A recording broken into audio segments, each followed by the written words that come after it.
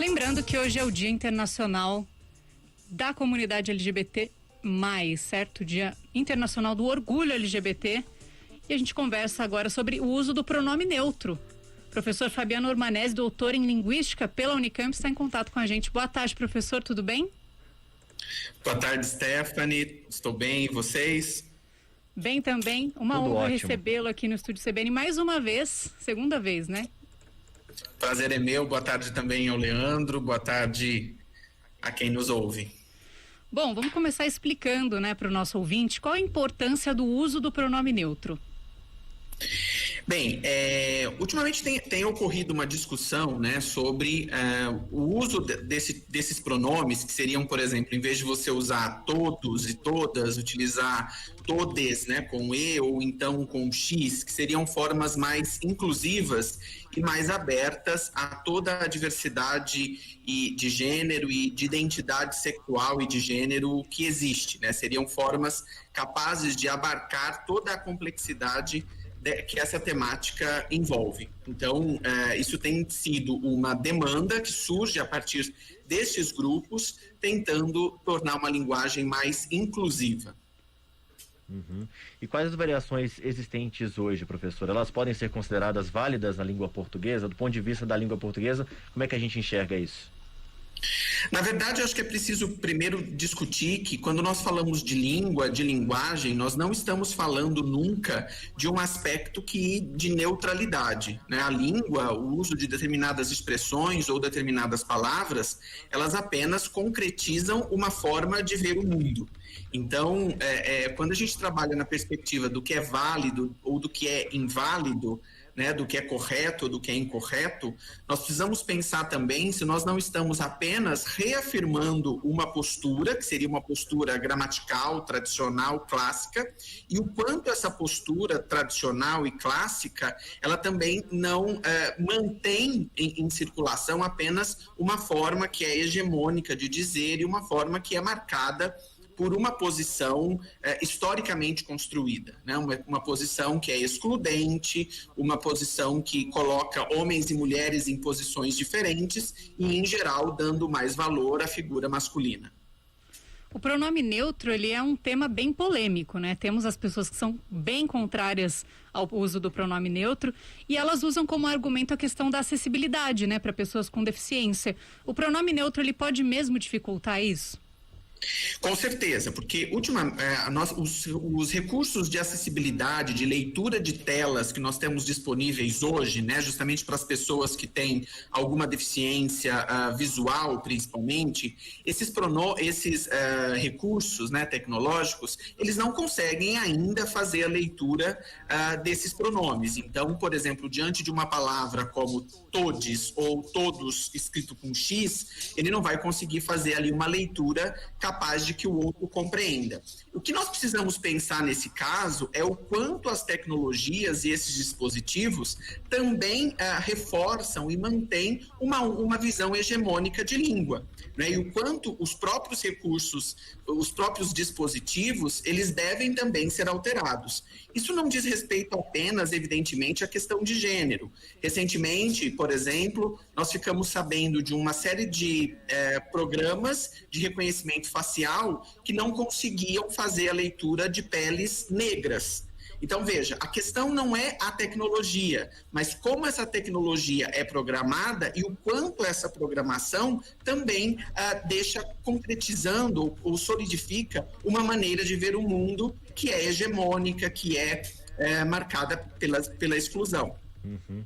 Professor, o senhor citou esse exemplo, né, do X e do E, né, no lugar do O e do A, né? Mas existem formas alternativas que não precisam, então, dessas duas letras, digamos assim, do X e do E?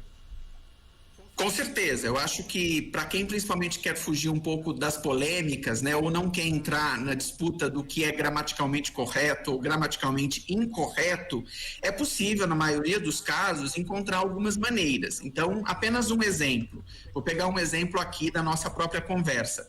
No início, quando eu fui cumprimentar, né, as pessoas, eu disse: boa tarde a quem está nos ouvindo. Eu não precisei dizer nem todos, nem todas, também não precisei dizer homens, mulheres, enfim, eu usei uma forma que não marca, né, a presença de nenhum gênero. A mesma coisa eu poderia dizer boa tarde, pessoal, boa noite, pessoal. Né? Isso deixaria de uma maneira mais aberta, mais inclusiva e menos marcada ideologicamente, tanto para o masculino ou para o feminino.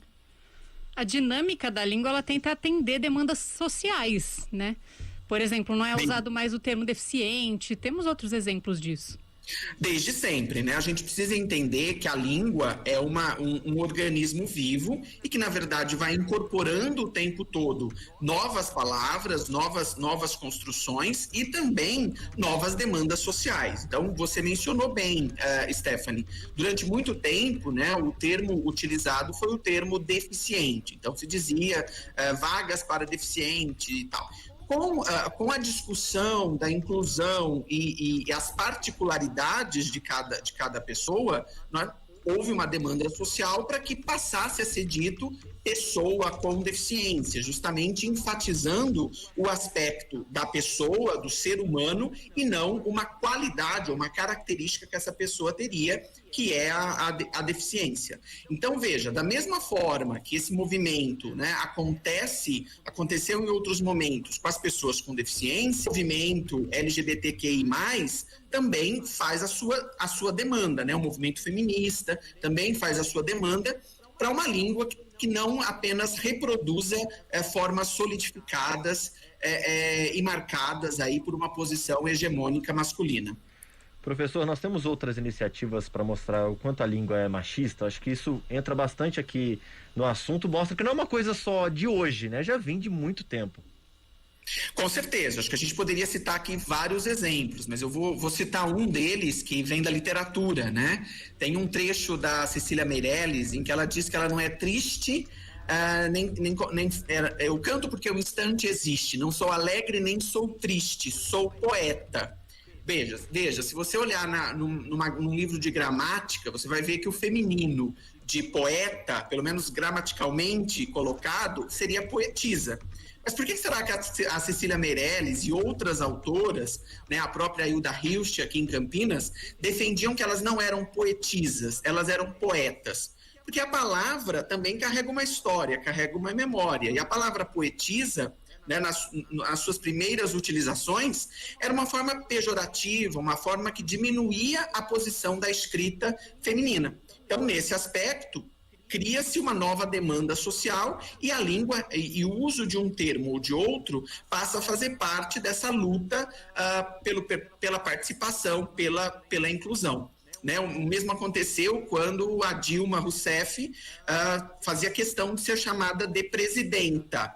Embora esse termo exista nos dicionários desde o final do século XIX, havia muitas críticas e muita gente preferia chamar de a presidente Dilma Rousseff. O que as pessoas não consideravam nisso é que, na verdade, o presidenta, mais do que apenas uma forma de nomeação, era também uma forma de marcar a presença feminina naquele cargo que até então nunca tinha sido ocupado por uma mulher no Brasil. E o quanto a adesão e a adaptação de nós comunicadores ajudam nesses novos processos e contextos?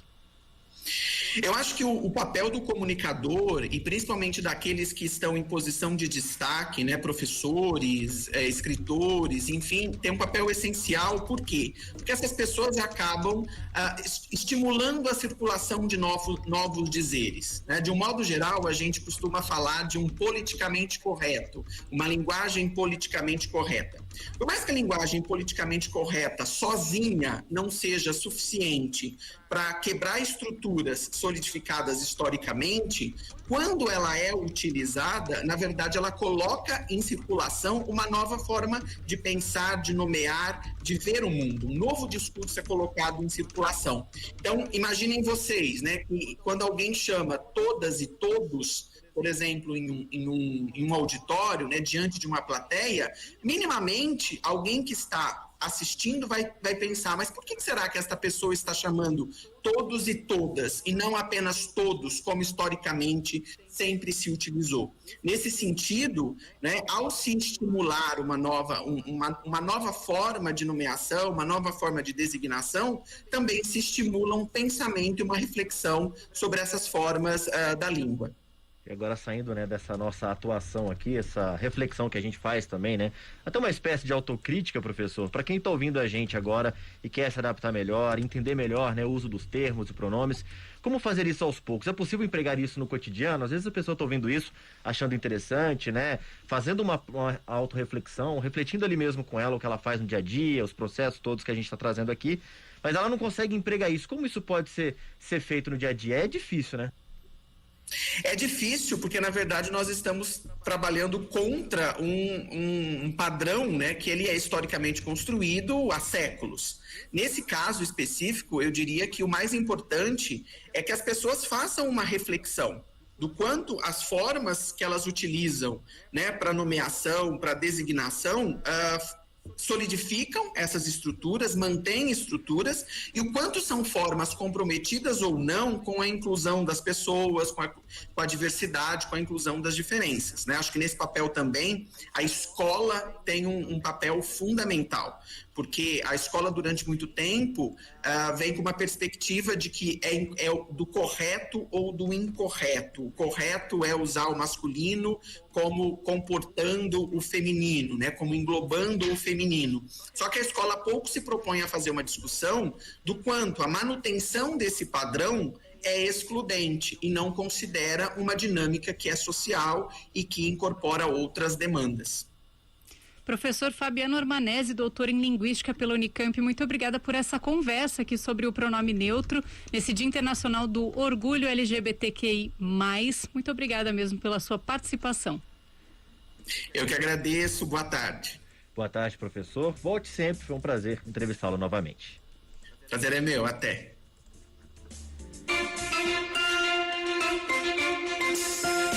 Estúdio